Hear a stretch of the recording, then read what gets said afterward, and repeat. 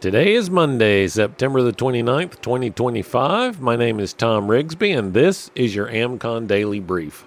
On today's show, violence in public spaces is on the rise. But preparedness is not about panic.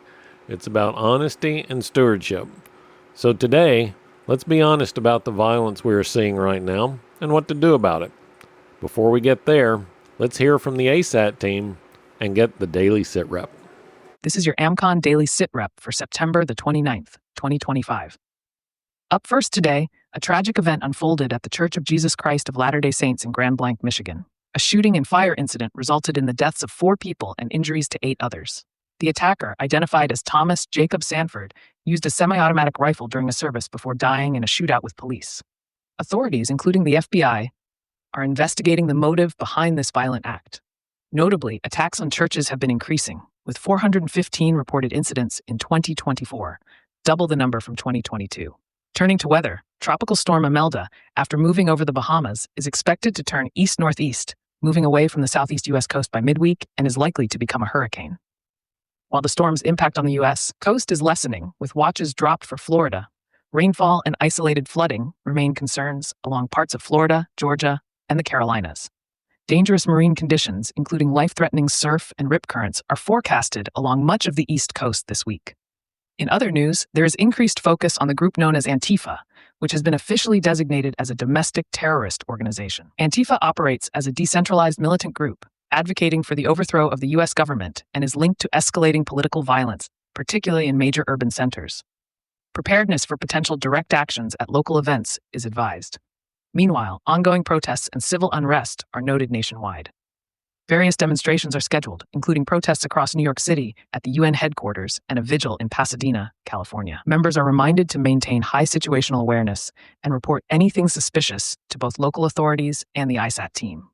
Finally, upcoming events to note. The Southeast Region Adventure Challenge will be held October 3rd to 5th at Trace State Park in Tupelo, Mississippi. Shortly after, the Northeast Region Adventure Challenge is planned for October 10th through 12th in Hookstown, Pennsylvania. Additionally, the Broward County, Florida chapter will hold a monthly meetup on October 11th, focusing on situational awareness. Today's weather summary. Moisture from Tropical Storm Imelda will continue producing showers and thunderstorms along the southeast U.S. coast, with minor flooding possible through Tuesday. The Pacific Northwest will see waves of showers and thunderstorms midweek. Unseasonably warm temperatures persist from the northern and central plains to the Great Lakes. Additionally, swells are expected to cause hazardous marine conditions along the East Coast. No severe weather warnings have been issued at this time, but stay alert to updates. Members can access the American Contingency Members-Only site to get the full report and more in-depth analysis of today's stories, along with practical preparedness tips, training opportunities, and resources to help you, your family, and your neighborhood stay crisis ready. This weekend, our country was shaken again. Multiple violent attacks, including one at a church, left communities grieving, shaken, and searching for answers. These aren't easy stories to face. They're tragic and heartbreaking. But preparedness begins with honesty. Ignoring the problem doesn't make it go away. If anything, denial makes us more vulnerable. Preparing is not about fear. It's about acknowledging reality, naming the risks clearly, and deciding how we'll respond with calm and purpose. Sometimes the truth is hard, but it matters. Violence is part of our world. For some, that reality feels overwhelming. But for those of us committed to preparedness, it's the call to stewardship. Here's what I'm talking about. Awareness is not paranoia, it's stewardship. It's taking responsibility for the people and resources entrusted to you, your family, your friends, your community. When you walk into a space and notice the exits, when you're paying attention to patterns, when you trust your instincts, you're not living in fear, you're leading with care.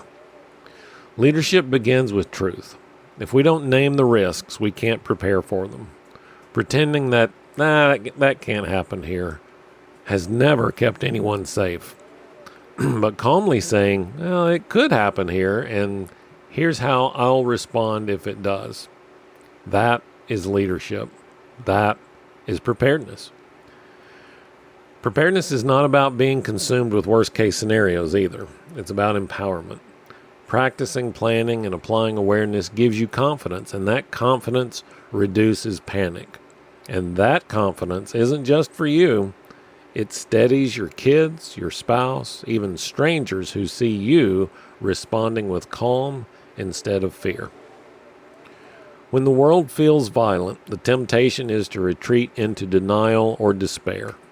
But resilience grows when we face reality honestly and act with purpose.